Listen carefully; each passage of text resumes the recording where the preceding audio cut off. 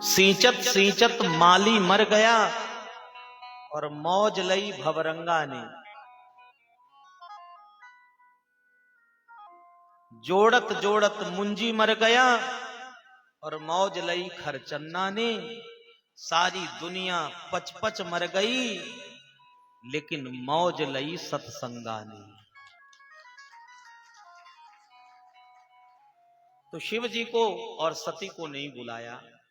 सब देवता जा रहे थे, सती ने देखा सब जा रहे हैं तो भगवान महादेव को कहा, प्रजापतिस्ते स्वसुरस्य सांप्रतम निर्यापितो यज्ञमहोत्सवः किल वयं च तत्र विश्राम वामते यद्यर्थितामी विबुधाः व्रजन्ति।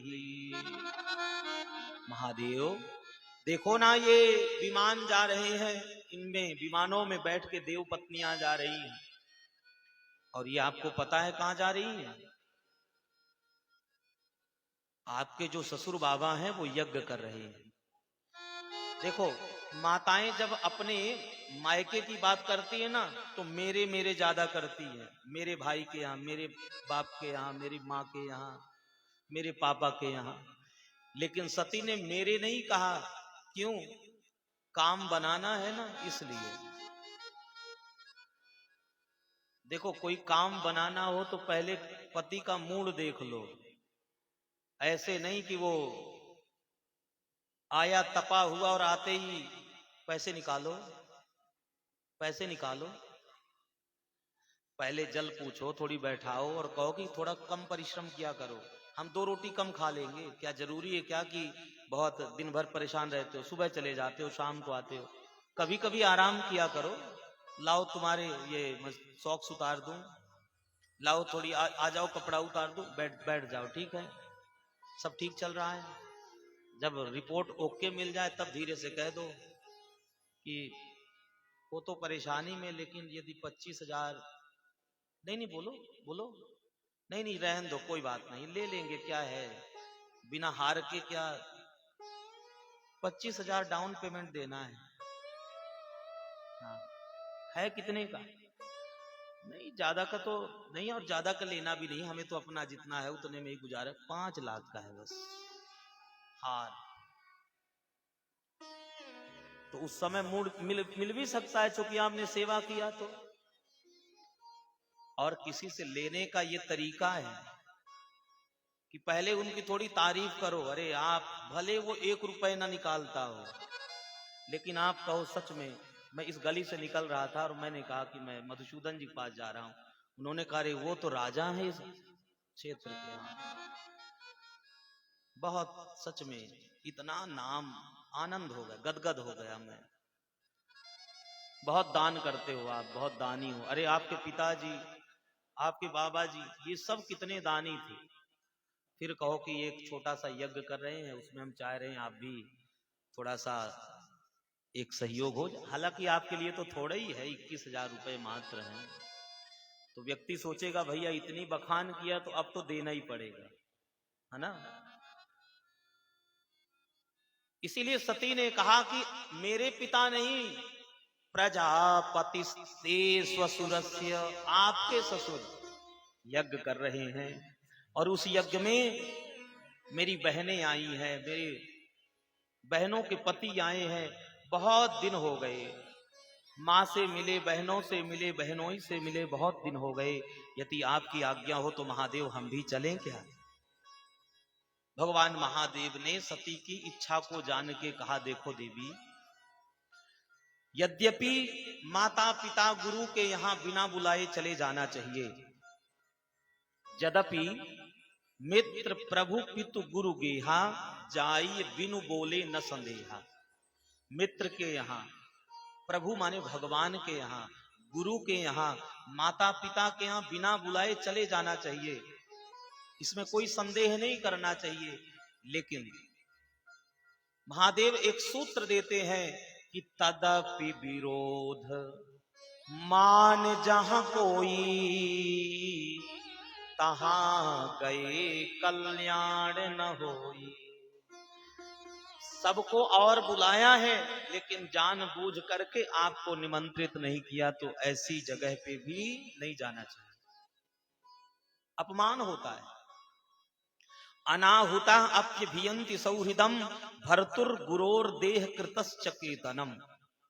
इसलिए देवी मत जाओ, मैं जानता हूं तुम्हारे स्वभाव को, तुम उसी दक्ष की बेटी हो। तुम्हारे पिता ने, जिस दक्ष ने भरे सभा में मुझे गाली दिया, मेरे मात्र खड़े ना होने से अपमान मान करके मुझे श्राप दिया, इसलिए देवी तुम जाओगी, पिता के यज्ञ में मेरा अपमान देखोगी तो सह नहीं पाओगी, क्योंकि पिता का स्वभाव बेटी में जरूर होता है, मत जाओ। तो सती नहीं मानी।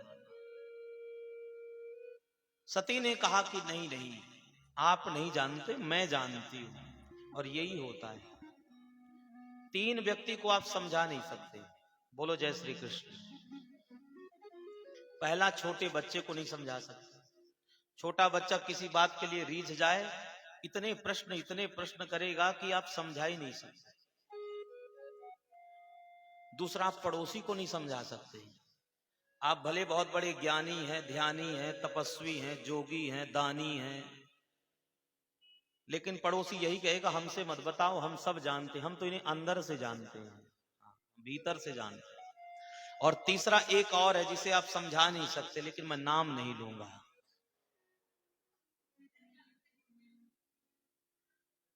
हाँ, कितने भी आप ज्ञानी हो, ठीक, हमें मत समझाओ, बस हम जान गए।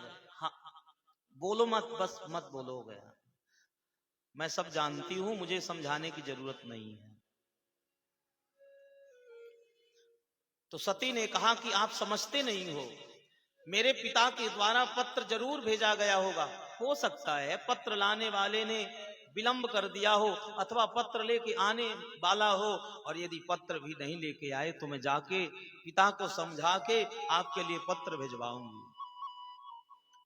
भगवान महादेव ने खूब समझाया, लेकिन सती समझी नहीं। तब भगवान ने कहा, होई है सोई जो राम रचि राखा, ओ कही तरक बढ़ावई शाखा। ये चौपाई तब सटीक होती है जब आप प्रयास कर चुके हो। ऐसा नहीं कि खटिया में पड़े सोचे हुई है सोई जो राम रचि राखा, ऐसा नहीं। आपका परिश्रम, आपका पहला श्रम आप कर चुके हो, अपनी तरफ से आप 100% किसी कार्य के लिए दे चुके हो, और अब उसमें परिणाम क्या आएगा, और परिश्रम करने के बाद भी परिणाम अनुकूल ना आए, तो फिर इस चौपाई को याद करके मौन हो जाना चाहिए। होई है सोई जो राम रचि राखा। अब वही होगा जो परमात्मा ने लिखा है, क्योंकि हमने तो अपनी तरफ से कर लिया, लेकिन हमारे भाग्य में जो परिणाम होगा अब ये ईश्वर जाने। सती चल पड़ी। गोस्वामी तुलसीदास जी ने बहुत सुंदर चरित्र लिखा है कि सती जब जाने लगी तो महादेव ने गणों को कहा कि जाओ सती की रक्षा करना, और सती के साथ में नंदीश्वर आदि चल पड़े। कि पिता भवन जब गई भवानी, पिता भवन जब गई भवानी, दक्ष त्रास काहू न सनमानी, दक्ष त्रास काहू न सनमानी, सादर भले मिली एक माता, सादर भले मिली एक माता, भगिनी मिली बहुत मुस्काता, भगिनी मिली बहुत मुस्काता, दक्षिण कछु पूछी कुशलाता, दक्षिण कछु पूछी कुशलाता, सती बिलो की जरे सब सती बिलो के चरे सब गाता। सती जाई देखे तब जागा।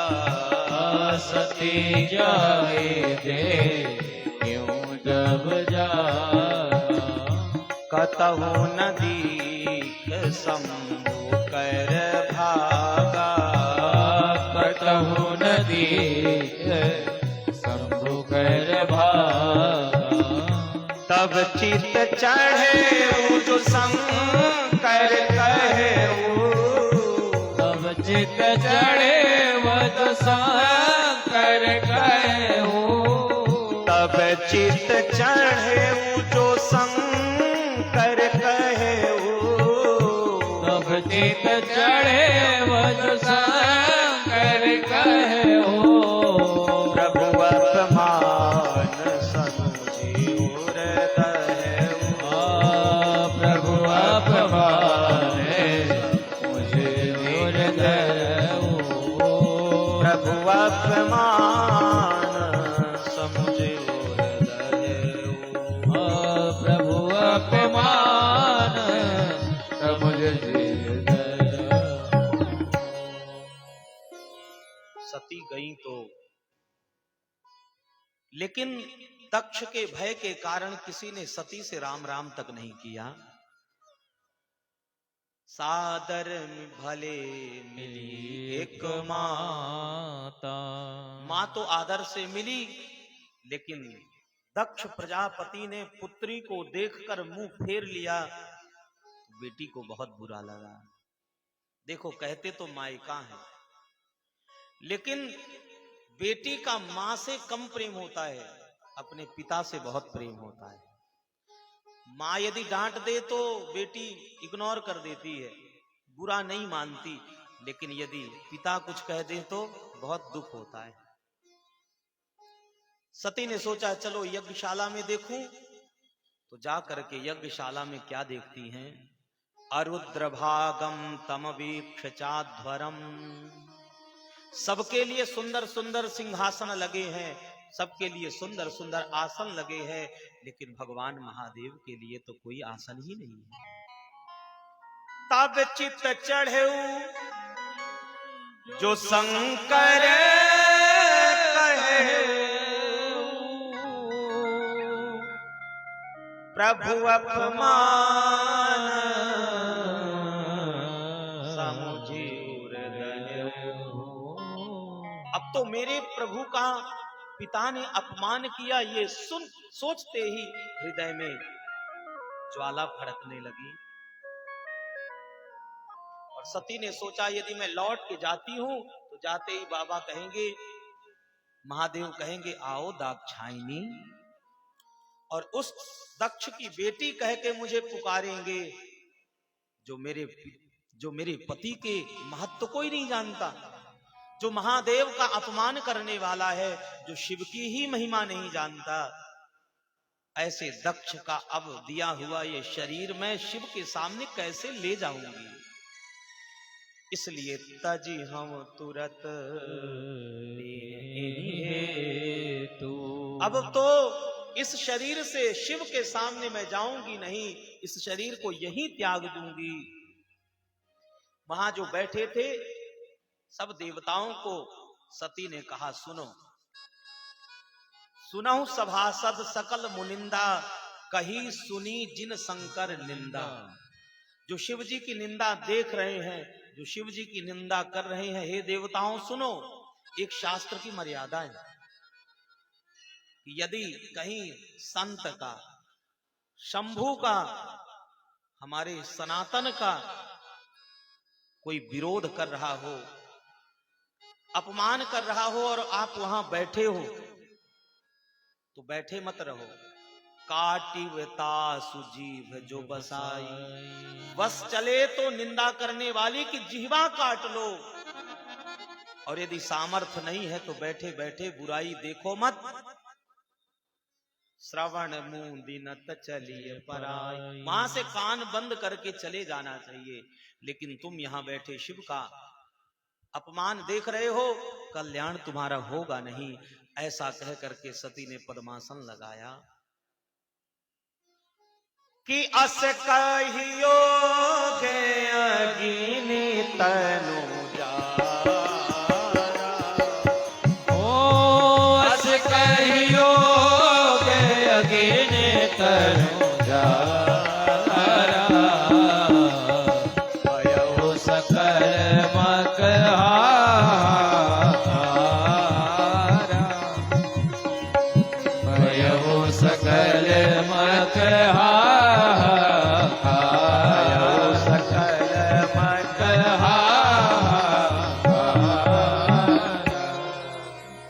पद्मासन लगा करके सती ने भगवान महादेव को हृदय में बैठा करके योग अग्नि से अपने शरीर को उस यज्ञ मंडप में ही दग्ध कर लिया।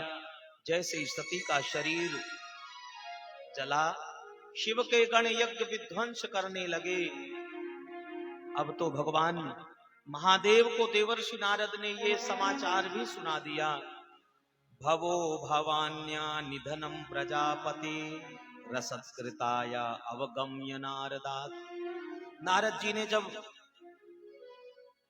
सती के मरण का समाचार भगवान महादेव को दिया तो भगवान ने एक जटा को भूमि में पटका। गंभीर नादो विसर्जताम भुवि, जोर से नाद करते हुए शिव जी ने वो जटा पटकी तो उससे एक पुरुष प्रकट हो गया। भगवान ने कहा, भो वीर भद्रम ते, हे वीर तुम्हारा कल्याण हो। उसी का नाम पड़ा वीरभद्र। और वीरभद्र ने कहा कि क्या आज्ञा है महादेव। तो भगवान महादेव ने कहा, जाओ दक्षम सयज्ञम जहि, दक्ष के सहित यज्ञ को समाप्त करके आओ।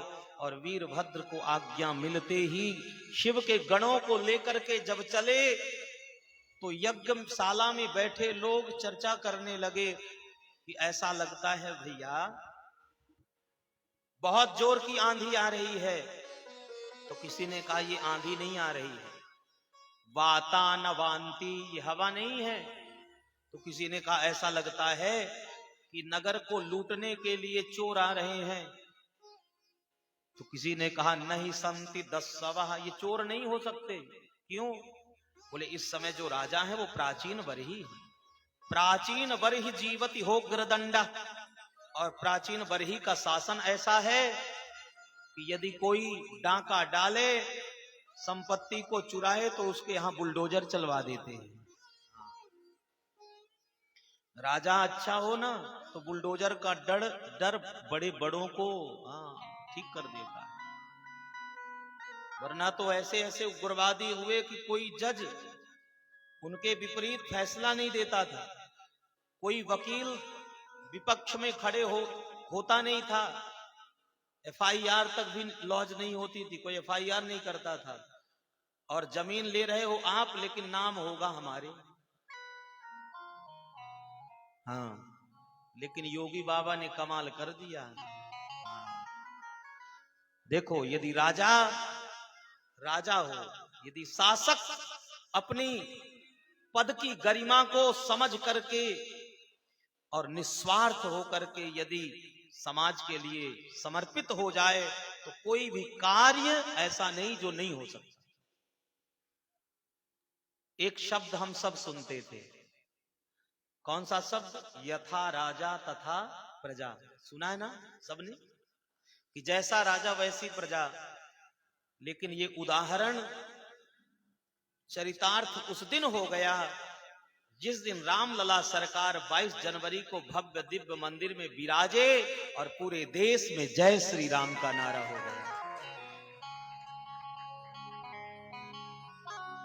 सब जगह भगवा हो गया, सब जगह राममय कर दिया।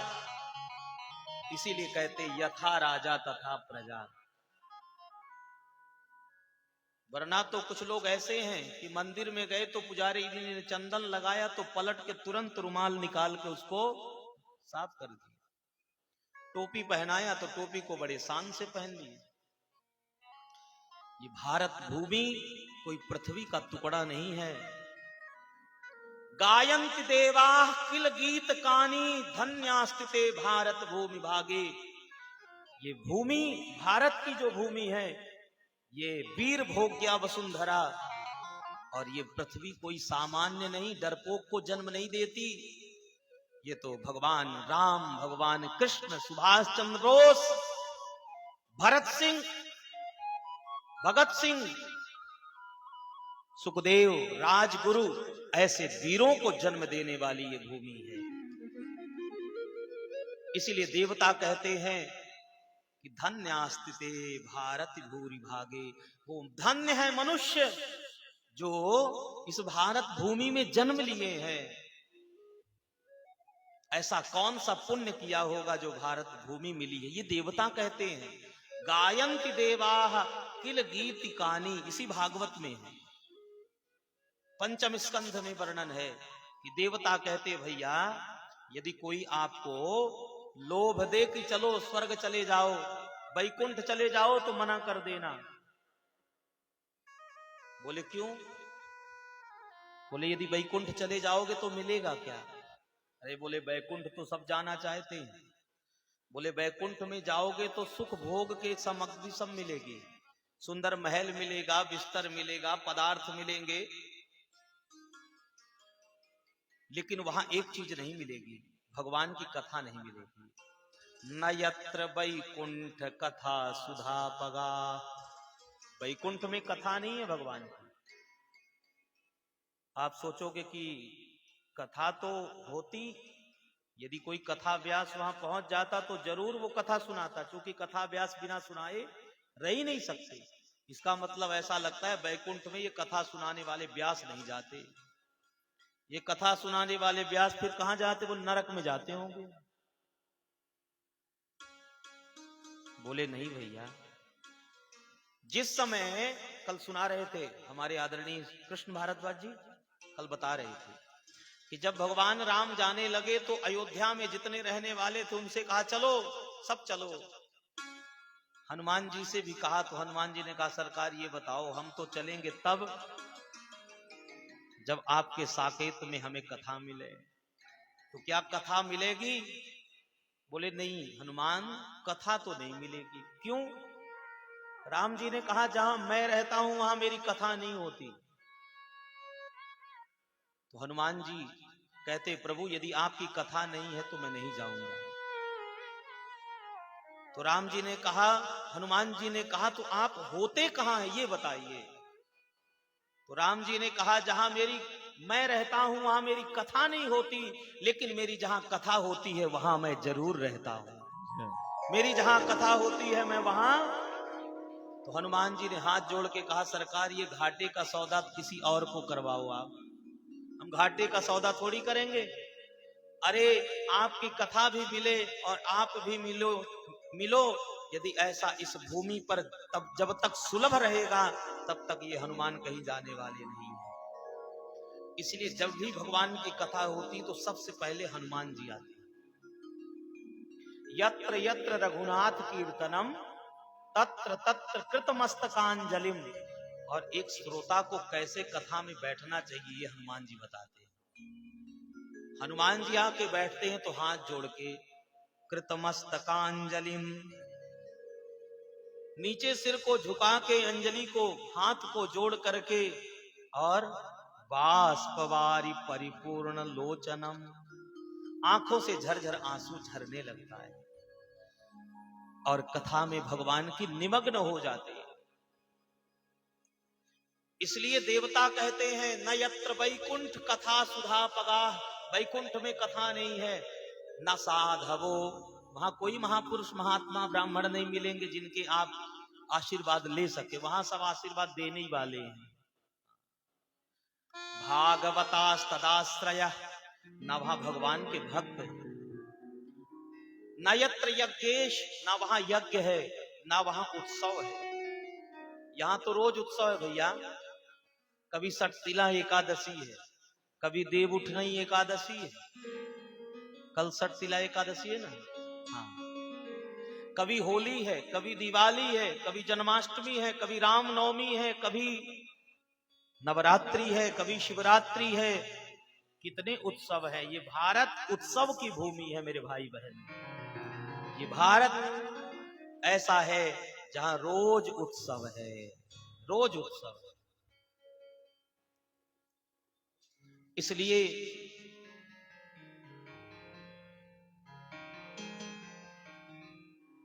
देवता भी कहते हैं, देवता भी इस भारत भूमि की बड़ाई करते हैं। तो प्राचीन बरही जीवति हो ग्रदंडा, लोगों ने कहा इस समय राजा जो है वो प्राचीन बरही है, और राजा जैसी हो प्रजा वैसी होती, इस समय चोर नहीं आ सकते। तो किसी ने कहा ऐसा लगता है कि इस समय गायें चर के आ रही हैं, इसलिए इतनी धूल दिखाई पड़ रही है। तो किसी ने कहा भैया ये तो अभी दोपहर का समय है, गावो न काल्प्यंत इदम कुतो रजो, ये जो धूल उड़ रही है ये गायों के आने की नहीं। तो किसी ने कहा ऐसा लगता है लोको धुना किम प्रलयाय कल्पते, ऐसा लगता है कि आज अब प्रलय होने वाला है। और इतना सब विचार कर रहे थे, इतने में ही वीरभद्र के साथ शिव के गण पहुंच गए। और जैसे ही वीरभद्र पहुंचे, अब तो नंदीश्वर आदि जो शिव के गण थे उनको शक्ति आ गई, ताकत आ गई। जो अभी शिव के गणों को मार पीट रहे थे, अब शिव के गणों ने इशारा करके एक एक को प्रसाद दिलाया। श्री मैत्रेय मुनि कहते हैं भृगुम बबंध मणिमान, भृगु जी को मणिमान ने पकड़ लिया। भृगु जी क्या करते थे, बोले यज्ञ के आचार्य थे, और भृगु जी की दाढ़ी थी बड़ी बड़ी, दाढ़ी बड़ी बड़ी थी, और जब बात करते थे ना तो दाढ़ी में हाथ फेर के बात करते थे। कुछ लोगों की आदत होती ना, जिसके बड़ी बड़ी दाढ़ी हो फिर वो दाढ़ी में हाथ फेर के बात करता है।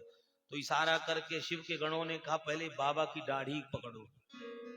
सोई मणिमान ने, भृगु जी ने पकड़ के दाढ़ी उखाड़ लिया। वीरभद्रम प्रजापतिम, वीरभद्र ने, मणिमान ने भृगु की दाढ़ी उखाड़ ली, तो वीरभद्र ने प्रजापति दक्ष को पकड़ लिया, और पकड़ के तलवार उठा के गर्दन को धड़ से अलग करके कुंड में स्वाहा कर दिया। चंडीशाह पूषणम देवम, शिव के गण चंडीस ने पूषा को, शिव के गण ने कहा कि महाराज ये जो पंडित जी है ना, ये दांत बहुत निकालते हैं, ये पूषा जो है ये बहुत दांत निकाल के हमारी खिल्ली उड़ा रहे हैं। तो चंडीस ने एक मुक्का मारा तो पूषा के 32 को समाप्त कर दिया। भगम नंदीश्वरो गृहीत, एक भग देवता आए थे यज्ञ में भाग लेने के लिए। देखा कि किसी की दाढ़ी उखाड़ लिया, किसी के दांत तोड़ दिए, किसी का गर्दन काट दिया, तो भग भागने लगे। जब भागने लगे तो नंदीश्वर ने कहा यज्ञ में आए हो तो खाली हाथ मत जाओ, प्रसाद कुछ तो लेके जाओ। तो भागते भागते भग के दोनों आंखों में उंगली लगा दिया, तो दोनों आंखें चौपट हो गईं। अब तो शिव के गणों ने सब यज्ञ की बल्लियां तोड़ तोड़ करके स्वाहा कर दिया। और जब यज्ञ समाप्त हो गया, अधूरा रह गया, तब देवताओं को चिंता हुई। देवताओं ने सोचा कि आज ऐसा लगता है कि यदि यज्ञ ये पूरा नहीं हुआ तो प्रलय आ जाएगा, यज्ञ यदि अधूरा रह जाए तो अनिष्ट की शंका बढ़ जाती है। इसलिए हमें लगता है कि हमें भगवान महादेव की शरण में जाना चाहिए, भगवान महादेव ही हमारी रक्षा करेंगे। तो सब देवता भगवान की शरण में गए कि डम डम डमरू बजा जा ओ डमरू वाले, डमरू बजा जा, डमरू बजा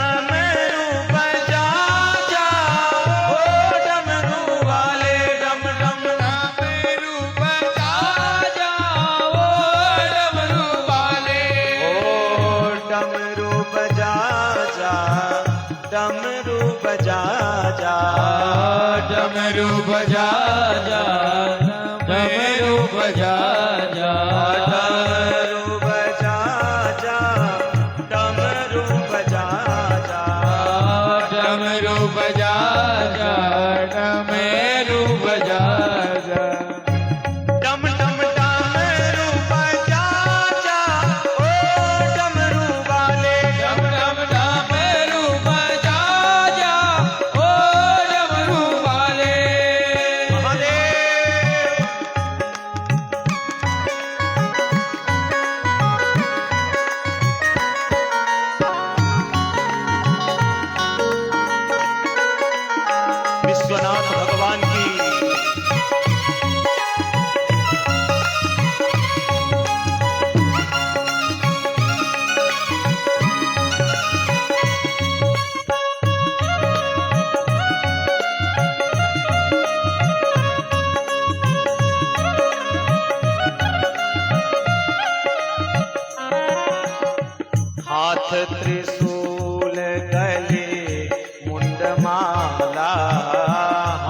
त्रिशूल गले मुंडमाला, गले मुंडमाला सोहे नाग काला, गले मुंडमाला सोहे नाग काला, गले मुंडमाला सोहे नाग काला, गले मुंडमाला सोहे नाग काला। नंदी पे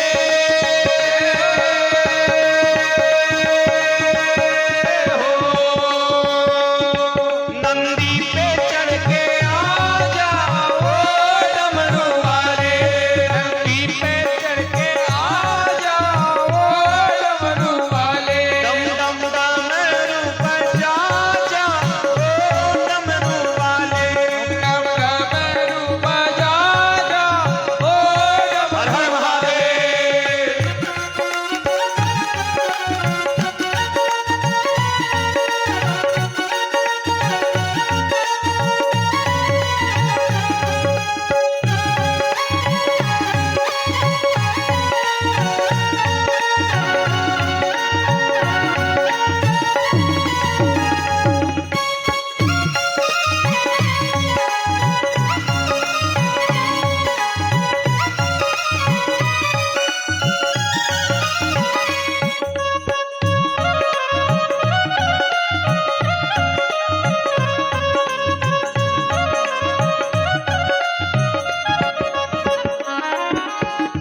भूत प्रेत संग नाचे गाए, भूत प्रेत संग नाचे गाए, नाचे गाए मौज मनाए, नाचे गाए मौज मनाए, नाचे गाए खुशी मनाए, नाचे गाए खुशी मनाए। हमें भी नचा जाओ डमरू वाले, अभी हमें भी नचा जाओ डमरू वाले, डम डम डमरू बजा जाओ डमरू वाले, डम डम डमरू बजा जाओ डमरू वाले।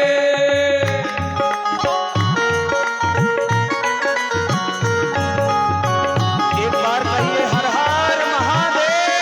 महादेव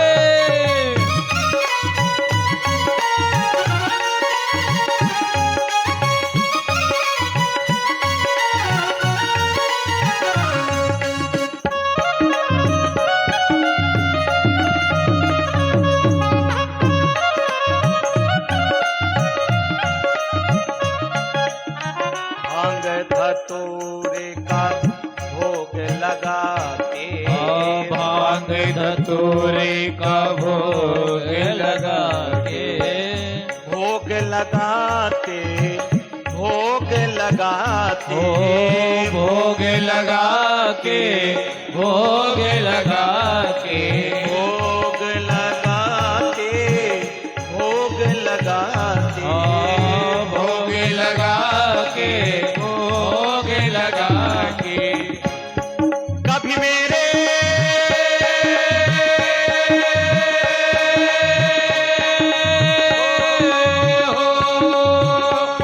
कभी मेरे घर भी आ जाओ डमरू वाले, कभी मेरे घर भी आ जाओ डमरू वाले, डम डम डमरू बजा जाओ डमरू वाले, डम डम डमरू बजा जाओ डमरू वाले। नाचत निशंका निगमत पंका, खम खम खम का घुंघरू का, ढोल का धमका होत हमका, घम घम दमका डमरू गाए डम डम डमका डमरू गाए, डम डम डम का डमरू। ए धीरे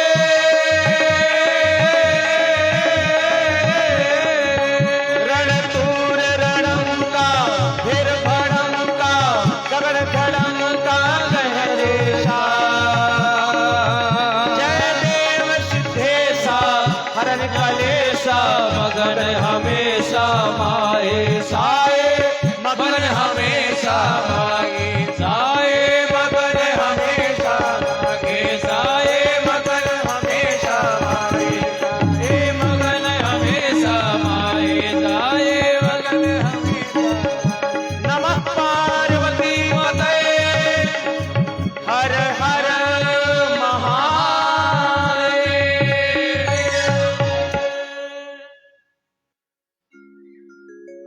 डमरू बजा जा,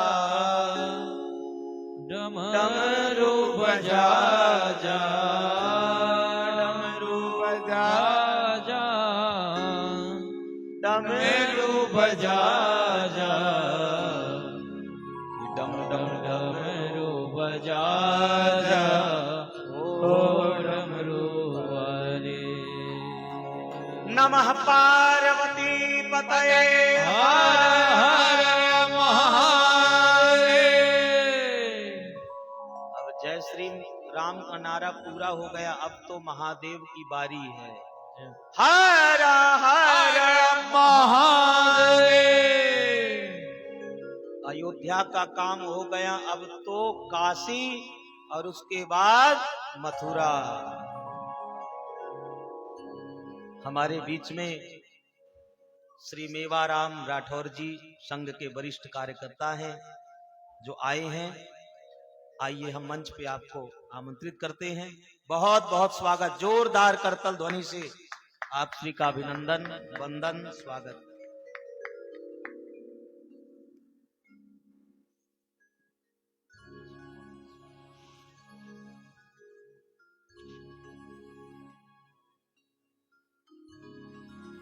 डम डम डमरू बजा जा, ओ डमरू वाले डम डम डम। ये शिव महापुराण की कथा में दास ने लिखा था।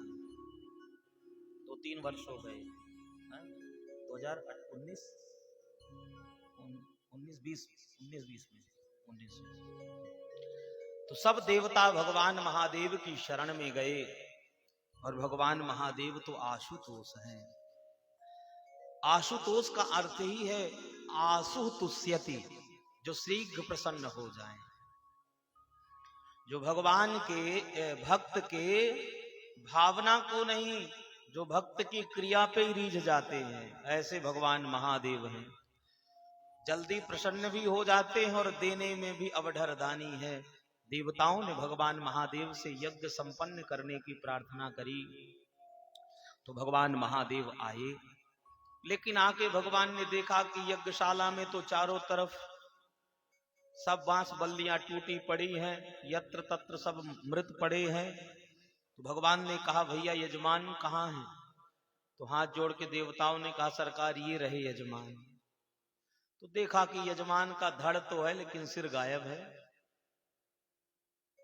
प्रभु कुछ करिए। तो भगवान ने कहा जाओ दक्षिण दिशा की ओर जाओ, पहला जो जीव मिले उसका सिर लेके आओ।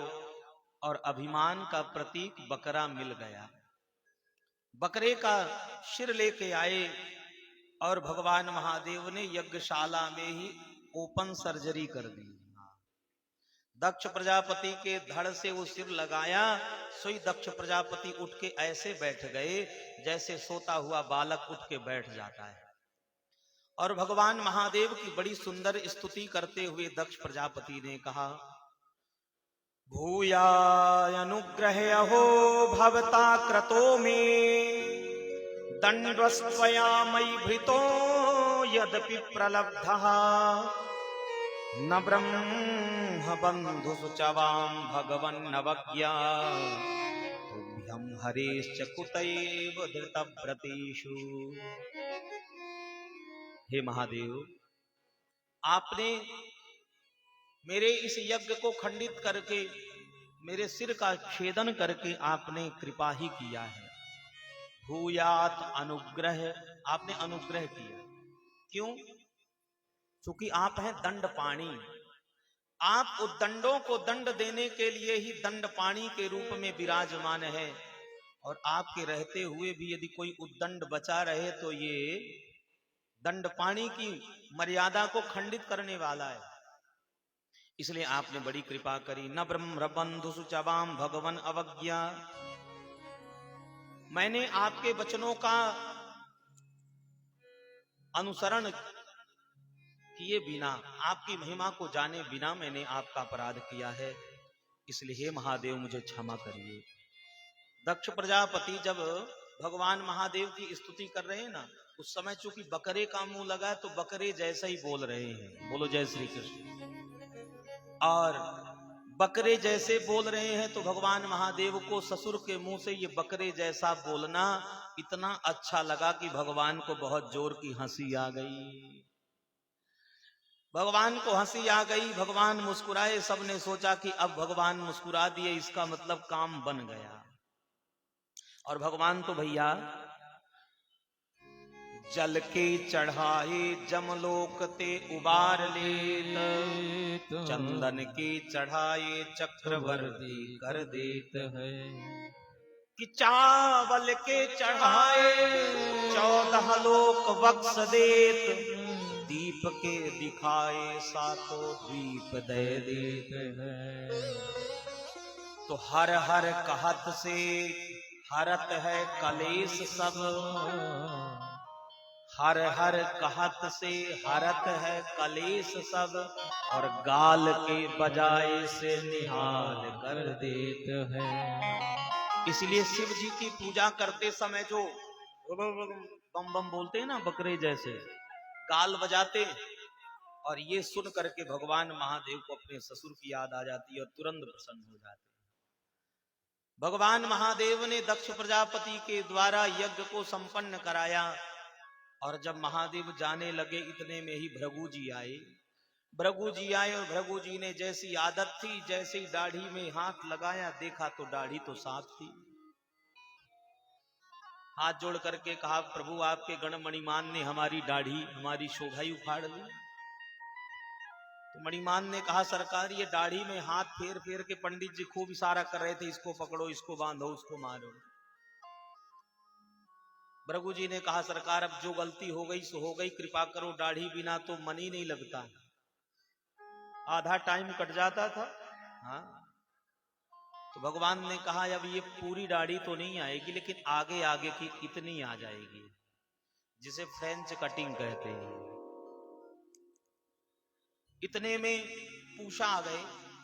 पूषा ने कहा, सरकार मेरी तो लोहे के चने चबाने की तक बड़ी प्रैक्टिस थी, लोहे जैसा भी मजबूत चीज चबा जाता था दांत से, लेकिन सरकार ये आपके गण ने मेरी बत्ती सी साफ कर दी।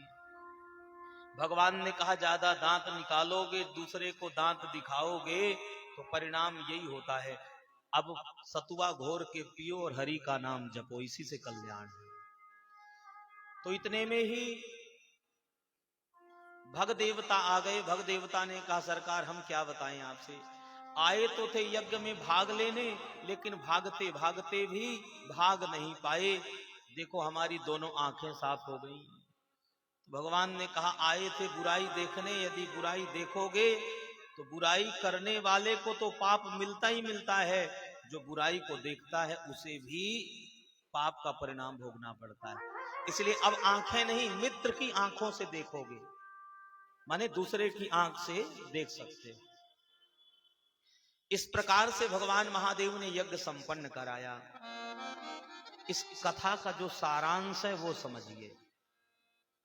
इस चरित्र का सार ये है कि दक्ष प्रजापति जैसा भी पद किसी को यदि मिल जाए, दक्ष प्रजापति कौन है? देवताओं के राजा हैं, और प्रजापति जैसा पद जिसके पास हो, उसके पास संपत्ति की कमी होगी क्या?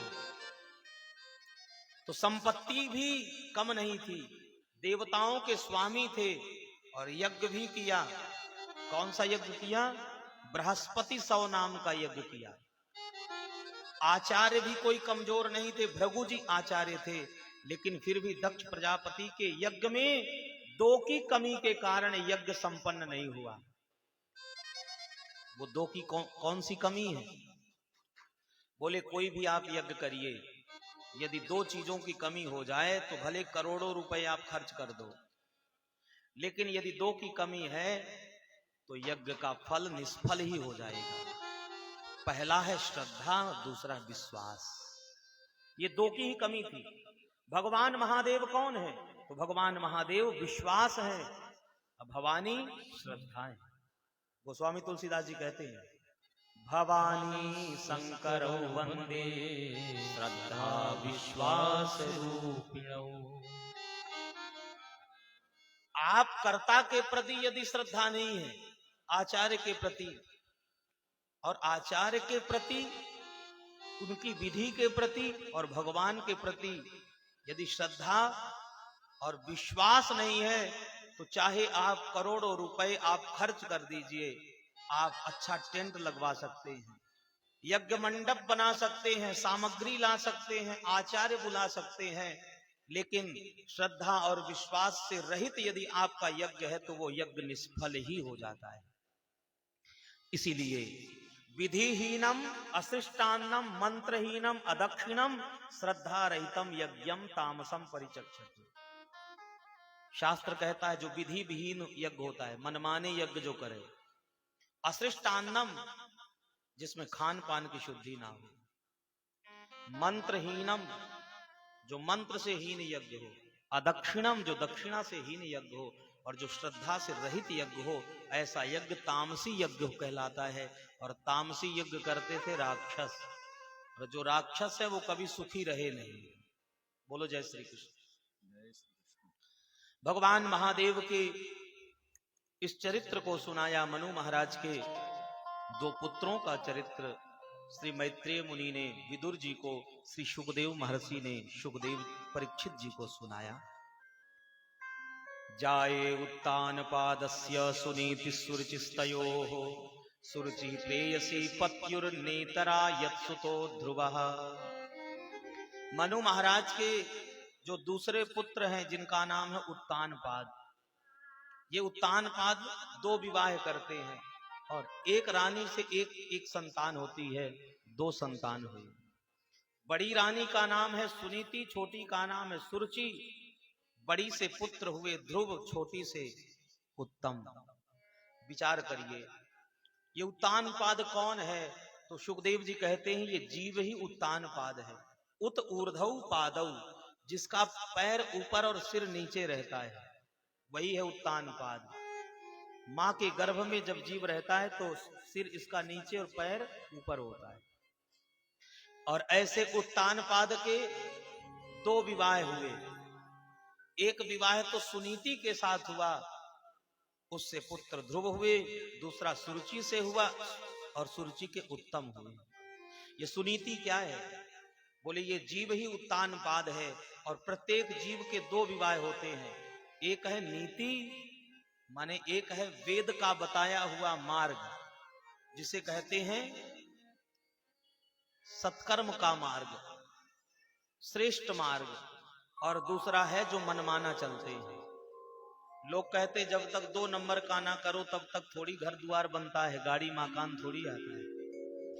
तो जो नीति पर चलता है, नियम पे, और जो वेद के बताए हुए मार्ग पर चलता है, उसको कष्ट जरूर थोड़ी मिलता है, लेकिन जब उसके यहाँ पुत्र का जन्म होता है, पुत्र माने आनंद, पुत्र माने सुख, और जब उसके यहाँ पुत्र के रूप में सुख आता है तो अक्षय रूप में आता है, उसी को कहते हैं ध्रुव।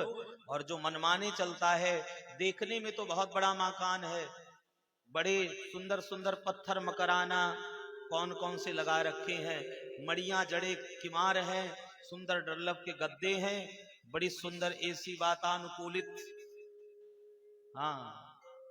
भवन है, लेकिन उस भवन में भी रात भर वो करवट बदलता ही रह जाएगा, रात भर चैन से सो नहीं सकता। क्यों? जो मनमाने चलता है उसे मनमाने का परिणाम यही भोगना पड़ता है कि उसे देखो, किसी का आप धन नहीं हरते, आप किसी की यदि शांति का भंग करते हैं तो वो शांति, उसकी छीनी गई शांति आपको अशांत करके ही मानेगी। महाराज उत्तानपाद का ये चरित्र सुनाया और मैत्रेय मुनि कहते हैं कि पिता की गोद में बैठने वाले एक दिन ध्रुव जी बैठना चाह रहे थे। सुरुचि मां ने दुर्वचन कहे और 5 वर्ष के ध्रुव ने 5 महीने में ही भगवान को प्राप्त कर लिया। और 5 महीने में प्राप्त करके आज भी ध्रुव 36,000 वर्षों तक राजसत्ता का सुख भोगा और ध्रुव तारा के रूप में आज भी स्थित है, जिन्हें देख करके विवाह के समय में आचार्य कहते हैं कि ध्रुव तारा का दर्शन करो और अपने सौभाग्य को ध्रुव रहने की कामना करो कि अटल सौभाग्य रहे। ऐसा ध्रुव जी महाराज का पावन चरित्र सुनाया है। इन्हीं ध्रुव जी के आगे वंश में हुए हैं महाराज उत्कल। उत्कल के अंग हुए और अंग के पुत्र हुए बेन। कई बार धर्मात्मा के यहां भी बड़े उद्दंड संतान आ जाते हैं।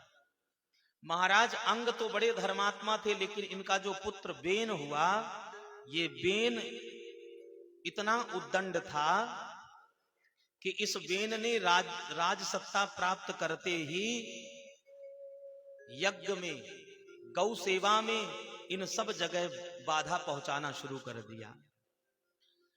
ऋषियों को, महर्षियों को कहने लगा कि यदि तुम यज्ञ करोगे तो मृत्युदंड दे दूंगा। इसलिए बेन ने राजा बनते ही पहली घोषणा करी, न यष्टव्यम न दातव्यम न होतव्यम द्विजा क्वचित। न कोई यज्ञ करेगा, न कोई दान देगा, न कोई ब्राह्मणों को घर में बुलाएगा, न उनका सत्कार करेगा। इति निवारयत धर्मो भेरी घोषेण सर्वथा। पूरे राज्य में ये घोषणा करा दी। अब तो ऋषियों ने देखा, महर्षियों ने देखा कि देखो इसे उद्दंड को। अरे महात्मा अंग तो सनातन मूर्ति थे, सत्कर्म की मूर्ति थे, लेकिन इसे देखो पुत्र कितना अधम हुआ। तो ऋषियों ने श्राप दे दिया और ऋषियों के हुंकार भरते ही बेन का शरीर समाप्त हो गया। अब जब बेन मर गए तो ऋषियों ने सोचा कि क्या करें, बिना राजा के राज्य यदि रहेगा तो उद्दंडता फैल जाएगी, अशांति आ जाएगी। इसलिए ऋषियों ने बेन के शरीर का मंथन किया। देखो ऋषियों की क्या विद्या थी। ऋषियों ने पैर का मंथन किया, तो जब पैर का मंथन किया तो उससे एक काला पुरुष प्रकट हुआ। उस काले बोना पुरुष था, इसलिए ऋषियों ने कहा निषीद माने बैठ जाओ। उसी से निषाद जाति की उत्पत्ति हुई। फिर भुजाओं का मंथन किया तो साक्षात अर्ची लक्ष्मी के साथ पृथु भगवान का प्राकट्य हुआ। बोली पृथु भगवान की जय। पृथु भगवान के प्राकट्य का समाचार सुनकर के सब देवता आए और सब देवताओं ने महाराज पृथु को राजा के रूप में अवस्थित किया। जब पृथु राजा बने तो पृथु महाराज ने देखा कि ये जो पृथ्वी है ये अन्न तो 5 सेर लेती है, लेकिन बदले में फल के रूप में, फसल के रूप में 2.5 सेर ही देती है। एक दिन पृथ्वी को मारने के लिए पृथु जी महाराज अपना धनुष बाण उठा लिए और पृथ्वी को डांटते हुए कहा, वसुधे त्वाम वधिष्यामि मच्छासन परांगमुखी भागम बर्हिष्याम वृक्ते न तनोति नवो वसु। तुम यज्ञ में तो पूरा भाग लेती हो, लेकिन हे पृथ्वी तुम्हें जैसा फल देना चाहिए, जैसी फसल देनी चाहिए, वैसा तुम ना फल दे रही हो ना फसल दे रही हो। तुम तो उसी प्रकार से उसी गऊ के समान हो जो घास तो खूब खाए लेकिन दूध के नाम पे कुछ ना दे। तब पृथ्वी ने हाथ जोड़ करके कहा, बड़ा सुंदर पृथ्वी का संवाद है। पृथ्वी ने कहा कि हे पृथु महाराज, पुरा सृष्ट्या योषधयो ब्रह्मणाया विषाम पते भुज्यमाना मया दृष्टा असद्भिर्धृतव्रते। पृथ्वी ने कहा कि पूर्व में ब्रह्मा जी ने औषधियों को मेरे द्वारा प्रकट किया था, इसलिए कि सज्जन इन औषधियों का सेवन करके सुखी हो, सज्जन बढ़े और दुर्जन घटे। लेकिन हुआ क्या, पृथ्वी कहती है कि इन औषधियों को, इन अन्नों को जो दुष्ट हैं वो खा रहे हैं, जो दुष्ट पुरुष हैं वो सेवन कर रहे हैं, लेकिन सज्जन इससे वंचित रह रहे हैं। इसलिए मैंने अपने शक्ति को, जो औषधि देने की शक्ति थी, जो फसल को बढ़ाने की शक्ति थी, अन्न की शक्ति थी, उस शक्ति को मैंने छुपा लिया है। इसलिए यदि आप पुनः इन औषधियों को, फल को आप चाहते हो तो एक काम करिए, मेरे योग्य कोई बछड़ा बनाइए। वत् संकल्पय मे वीर ये ना हम वत्सला तव। और मैं वत्सला बन करके माने मां बन करके यदि मेरे योग्य आप बछड़ा कोई बनाओगे तो मैं फिर औषधियों को अन्नों को पुनः दे दूंगी दूध के रूप में। तब पृथु जी महाराज ने मनु महाराज को बछड़ा बना करके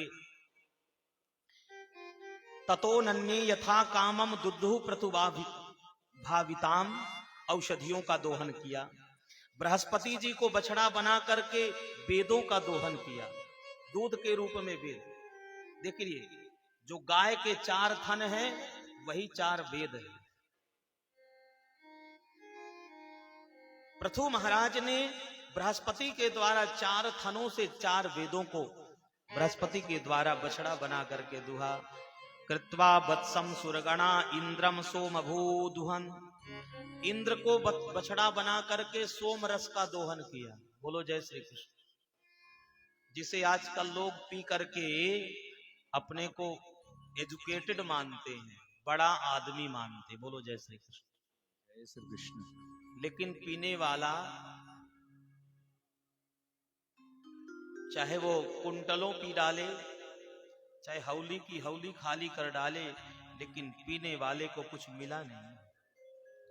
एक व्यक्ति को खांसी आ रही थी बहुत जोर जोर की, तो खांसते हुए उसने कहा पौवा लाओ पौवा लाओ। तो किसी ने कहा रे मूर्ख, ये खांसी में ये तेरी ठीक होगी, दवा मंगा, दवा खा। तो उसने कहा कि मेरा बाप था, मेरा बाप भी पीता था, 100 बीघे जमीन थी, एक नहीं बची, ना जमीन बची, न संपत्ति बची, न बाप बचा। तो जब ये सब पीने से खत्म हो गए तो ये तो खांसी है, ये भी तो चली जाएगी। हाँ।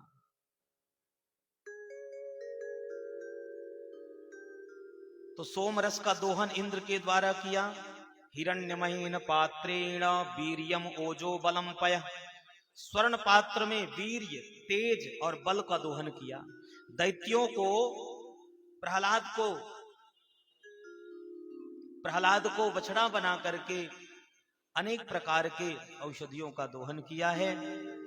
और पृथु महाराज ने पृथ्वी में जो पहाड़ ज्यादा थे, ऊंचा उबड़ खाबड़ बहुत था, उसे समतल किया। तब से ही इसका नाम पृथ्वी पड़ा। पहले वसुधा नाम था, वसुंधरा, लेकिन पृथु राजा ने इसे फसल के योग्य बनाया, इसीलिए नाम हुआ पृथ्वी। बोलिए पृथ्वी मैया की, भारत माता की जय हो।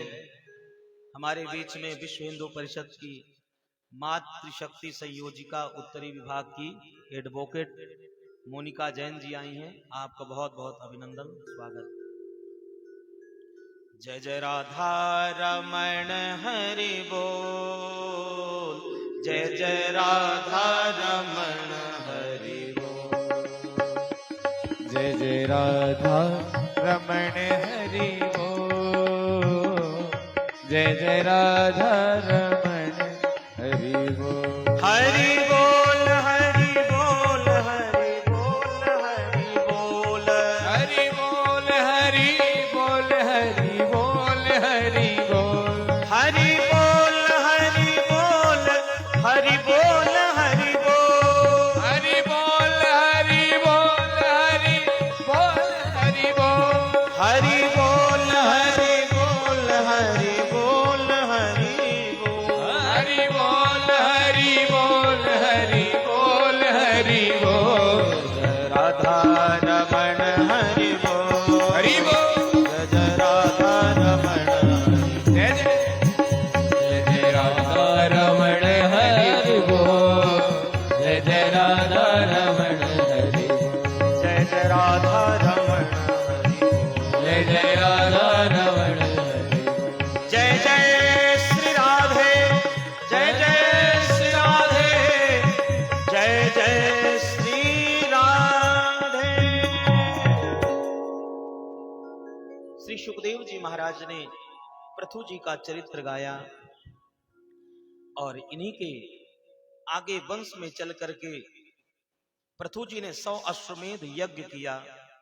यश अश्वमेध यज्ञ करके भगवान नारायण को प्रकट किया और जब भगवान प्रकट हुए तो पृथु जी महाराज ने भगवान से मांगा। क्या मांगा? तो पृथु जी ने भगवान से मांगा कि हे प्रभु, मुझे 1000 कान दे दीजिए। कितने कान? 1000 कान। विधत्स कर्णा युत में समेवरा। तो भगवान ने मुस्कुरा के कहा कि एक बात बताओ, ये 1000 कान चाह रहे हो, 1000 कान को करोगे क्या? तो पृथु जी ने कहा, प्रभु आपकी जो कथा है वो इतनी मधुर है कि आपकी कथा इन 2 कानों से सुन करके तृप्ति होती ही नहीं। यदि आप इन 2 कानों में 1000 कानों के श्रवण की शक्ति दे देंगे तो कम से कम 1000 कानों से आपकी कथा सुनूंगा तो कुछ तो तृप्ति मिलेगी। और सच बात बताएं आपको, इस कथा को सुन करके भी, भगवान के चरित्र सुन करके भी यदि प्रेम ना हो तो आप समझिए कि फिर हमारा कहीं ना कहीं किया गया सत्कर्म, हमारा ये जो यत्न है ये अभी फलीभूत नहीं हुआ। इसीलिए नित्य निरंतर सतत चरित्र भगवान के सुनने में ये कान लगे रहें, और इसीलिए भगवान ने कान भी दिया है। हाँ, यदि कान पा करके कथा ना सुने तो गोस्वामी तुलसीदास जी कहते हैं, श्रवण रंध्र अहि भवन समाना। और सुखदेव जी कहते हैं, बिलो बतोरुक्रम विक्रमान ये न श्रणवतः कर्णपुटे नरस्य। जो मनुष्य इन कानों को पाकर के हरि चरित्र ना सुने, उसके कान कान नहीं, वो अही के, सांप के बिल के समान व्यर्थ है। और यदि प्रेम हो जाए तो, कि जब होवे सच्चा प्यार क्यों ना मिले कन्हैया, कि क्यों ना मिले कन्हैया, क्यों ना मिले कन्हैया, क्यों ना मिले कन्हैया, क्यों ना मिले कन्हैया। जब सच्चा होवे प्यार क्यों ना मिले कन्हैया, जब सच्चा होवे प्यार क्यों ना मिले कन्हैया, क्यों ना मिले कन्हैया, क्यों ना मिले कन्हैया, क्यों ना मिले कन्हैया, क्यों ना मिले कन्हैया। जब जुड़े तार से तार क्यों ना मिले कन्हैया, जब जुड़े तार से तार क्यों ना मिले कन्हैया, जब जुड़े तार से तार क्यों ना मिले कन्हैया, जब जुड़े तार से तार क्यों ना मिले कन्हैया। राधे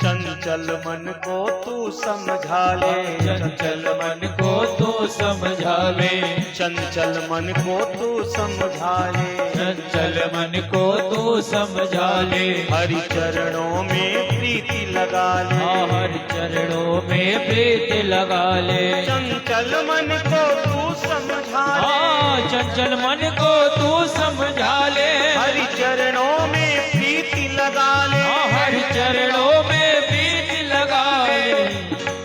तू मन से तज अहंकार क्यों ना मिले कन्हैया, तो मन से तज अहंकार क्यों ना मिले कन्हैया, क्यों ना मिले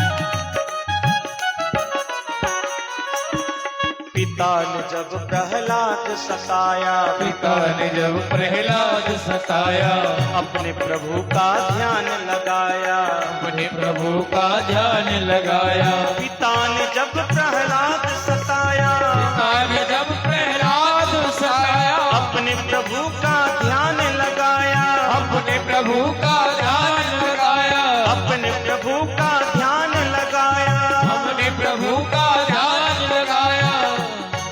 अरे नरसिंह लिया अवतार, क्यों ना मिले कन्हैया। हरे नरसिंह लिया अवतार, क्यों ना मिले कन्हैया, क्यों ना मिले कन्हैया, क्यों ना मिले कन्हैया, क्यों ना मिले कन्हैया, ओ क्यों ना मिले कन्हैया। जब जुड़े जब जुड़े जब जुड़े तार से तार, क्यों ना मिले कन्हैया। जब जुड़े तार से तार, क्यों ना मिले कन्हैया। राधे हरि बोल। राधे।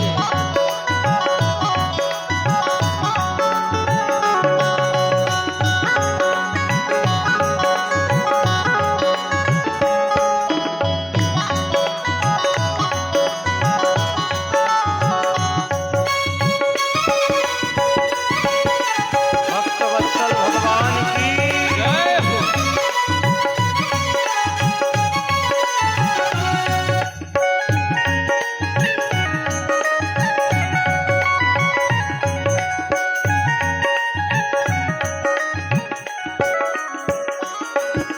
दुर्योधन ने जाल बिछाया, दुर्योधन ने जाल सिखाया, दुर्योधन ने जाल बिछाया, दुर्योधन ने जाल बिछाया।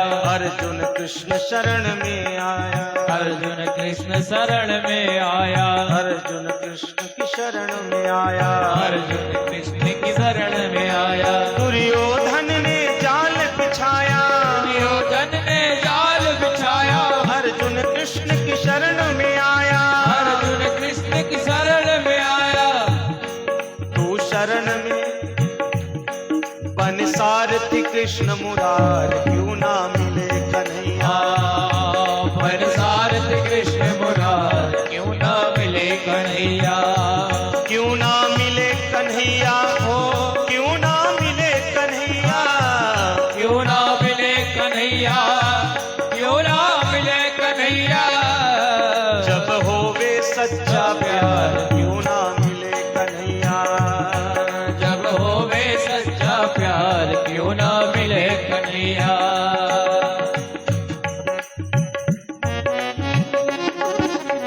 श्री राधे।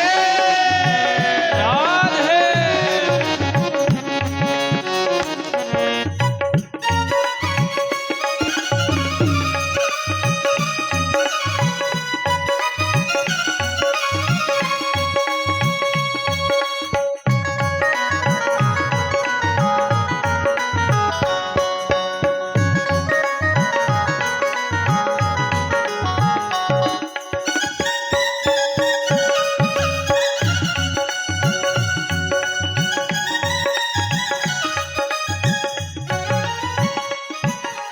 जो तू भजन करे दिन राती, जो तू भजन करे दिन राति, जो तू भजन करे दिन राती, जो तू भजन करे दिन राति। श्याम सुंदर तेरा बन जाए साथी, श्याम सुंदर तेरा बन जाए साथी। जो तू भजन करे दिन राती, जो तू भजन करे दिन राति, श्याम सुंदर बन जाए साथी, श्याम सुंदर बन जाए साथी। श्याम सुंदर बन जाए हाँ, साथी। श्याम सुंदर बन जाए साथी। तू शरण में, तू शरण में, तू शरण में आ एक बार, क्यों ना मिले कन्हैया। तू शरण में आए कबार, क्यों ना मिले कन्हैया, क्यों ना मिले कन्हैया, क्यों ना मिले कन्हैया, क्यों ना मिले कन्हैया, क्यों ना मिले कन्हैया, क्यों ना मिले कन्हैया। हरि बोल। क्यों ना मिले कन्हैया, क्यों ना मिले कन्हैया, क्यों ना मिले कन्हैया। जब जुड़े तार से तार,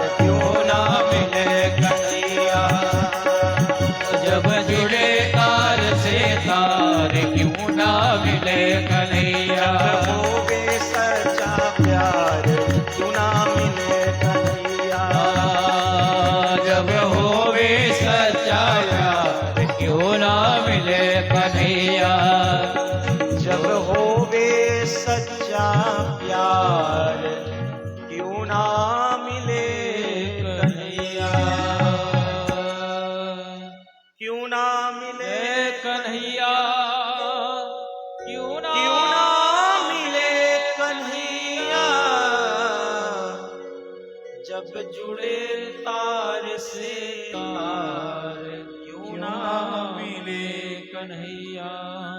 जग होवे सच्चा प्यार क्यों ना मिले कन्हैया। पृथु जी महाराज ने कहा, प्रभु संसार के जो भोग विलास है ये तो पशुओं को भी मिल जाते हैं सहज ही। न नारकाणाम मपिशंति देहि नाम, जो आया है नारकीय योनि में पड़े हुए जीवों को भी ये विषय भोग मिल जाते हैं, इसलिए मुझे तो आप 1000 कान दे दीजिए। इन्हीं पृथु जी महाराज के आगे वंश में प्राचीन बरही नाम के राजा हुए, और प्राचीन बरही राजा ने इतने यज्ञ किए कि पूरी पृथ्वी, सुखदेव जी कहते हैं कि पूरी पृथ्वी में कुसा पट गया, इतना यज्ञ किया। लेकिन प्राचीन बरही को एक दिन देवर्षि नारद ने आके कहा, राजन श्रेयस्त्वम कतमदराजन कर्मणात्मन ईहसे दुख हानि सुखावाप्ति श्रेयस्तन्नेह चेष्यते। आप ये जो यज्ञ कर रहे हो, इस यज्ञ से आप क्या प्राप्त करना चाहते हो, किसका कल्याण करना चाहते हो? तो प्राचीन बरही ने कहा, चूंकि यज्ञ का विधान वेदों ने बताया है इसलिए मैं यज्ञ कर रहा हूं। इस यज्ञ से राष्ट्र का और यज्ञकर्ता का भी विकास होता है, कल्याण होता है। तो नारद जी ने कहा, जरा ऊपर देखो। और ऊपर प्राचीन बरही ने देखा तो आकाश मंडल में बड़े बड़े जानवर, बड़ी बड़ी सींग वाले, लाल लाल आंख वाले नीचे झांक रहे थे। तो नारद जी से कहा, सरकार ये कौन है? नारद जी ने कहा, ये वही पशु हैं जिन पशुओं की आपने बलि दे करके अपने इच्छा पूर्ति के लिए आपने यज्ञ किया था। ये इसी प्रतीक्षा में है कि आप मर के कब आओगे और आपके जो आपने बलि दी है उसका ये बदला लेंगे। इसलिए राजन, कर्म करते समय भी इस बात का विचार होना चाहिए कि जो कर्म मैं कर रहा हूं इस कर्म का परिणाम क्या होगा। इसीलिए शास्त्र कहता है, आत्मनः प्रतिकूलानि परेशान न समाचरित। हम वो व्यवहार, वो आचरण ना करें जो हमें अच्छा ना लगे। हमारे साथ यदि कोई व्यवहार अनुचित करे और वो हमें अच्छा ना लगे, और वही आचरण हम दूसरे के साथ करें और हम सोचें वो प्रसन्न होगा, तो क्या वो प्रसन्न होगा? इसीलिए कर्म करते समय भी बहुत सजग होकर कर्म करना चाहिए। इन्हीं प्राचीन बरही को सुंदर पुरंजनोपाख्यान सुनाया है, और पुरंजनोपाख्यान सुना करके बहुत सुंदर उपदेश दिया है। आज भगवान के जन्म तक पहुंचना है। सब कथाएं हमें लगती सब विशेष है, लेकिन ये लगता है कि यदि सबकी व्याख्या किए तो कल कन्हैया आएंगे। बोलो जय श्री कृष्ण। जय श्री कृष्ण। कथा कुछ छोड़नी भी नहीं और कन्हैया के जन्म तक पहुंचना भी है। तो एक सूत्र है व्याकरण में, ग्रामम गच्छेत तृणम स्पर्शेत। गांव के कितने लोग यहां जो गांव में रहे हैं, कितने लोग हैं? हाथ उठाइए। आप गांव में नहीं रहे? हाथ उठाओ। गांव में जब पगडंडी में चलते हैं तो चलते चलते गांव में चलते रहते और घास को इधर घास को ऐसे छूते रहते हैं। क्यों भैया? ऐसे ही एक ये सूत्र है कि कथा को स्पर्श करते हुए आगे बढ़ते रहो। बोलो जय श्री कृष्ण। जय श्री कृष्ण। सुंदर पुरंजनोपाख्यान सुनाया है, प्रियव्रत का चरित्र सुनाया, महाराज आग्नेयद्रि का चरित्र सुनाया है, ऋषभदेव जी महाराज का चरित्र सुनाया है। और ये ऋषभदेव जी महाराज जो हमारे जैन हैं, जैन भाई हैं, इनके जो प्रथम तीर्थंकर हैं वो ऋषभदेव भगवान हैं। बोले ऋषभदेव भगवान की जय हो। ये जैन सनातन के मूल हैं और सनातन के अभिन्न है, लेकिन राजनीतिक स्वार्थ के लिए लोग इन्हें भी हमसे अलग कर दिए। जो सरदार हैं ये अभिन्न है, क्षत्रिय हैं, और इनको भी अलग कर दिए। यही षड्यंत्रकारियों ने किया है। इसलिए आप सबसे निवेदन है,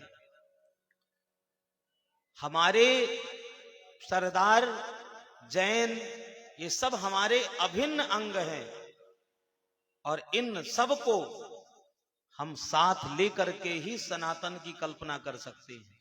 वरना धीरे धीरे धीरे धीरे ऐसे ही लोग हमारे सनातन को और हमें बांट करके हम सबको कमजोर करते रहेंगे। ऋषभदेव जी महाराज ने तो राज्य सत्ता का ऐसा भोग किया और राज सत्ता को ऐसे चलाया जैसे एक पिता अपने पुत्र का पालन करता है। ऐसे ही ऋषभदेव जी महाराज ने प्रजा का पालन किया और ऋषभदेव जी महाराज के 100 पुत्र हुए। इन्हीं में से 9 योगेश्वर हैं। कवि हरि अंतरिक्ष पिबुद्ध पिपलायन आविर हो द्रुमिल चमस्कर भाजन। और एक दिन की बात, ऋषभदेव जी महाराज ने अपने प्रजा को और अपने पुत्रों को बैठा करके एक शिक्षा दी जो सुनने लायक है। मैं आपसे निवेदन करूं मेरे माताओं, मेरे भाई, आप सब लोग बच्चों को पढ़ाइए, इंग्लिश मीडियम में पढ़ाइए, अच्छी शिक्षा दीजिए, विदेश में पढ़ाइए, देश में पढ़ाइए, कहीं भी पढ़ाइए, लेकिन संस्कृत की भी शिक्षा जरूर दीजिए। चूंकि हमारी जो संस्कृत है एक तो वैज्ञानिक भाषा है, और दूसरी बात संस्कृत में वो सब कुछ पढ़ा दिया जाता है जिसके कारण वो संस्कारित होकर के माता पिता और समाज के लिए एक उदाहरण बनता है व्यक्ति। आपने बच्चों को शिक्षा तो दे दी, अच्छा पद भी दिला दिया, खूब पैसे भी कमाने लगे, लेकिन यदि संस्कार की शिक्षा नहीं है तो वो पैसा आपको जीवन में सुख नहीं दे सकता। क्यों?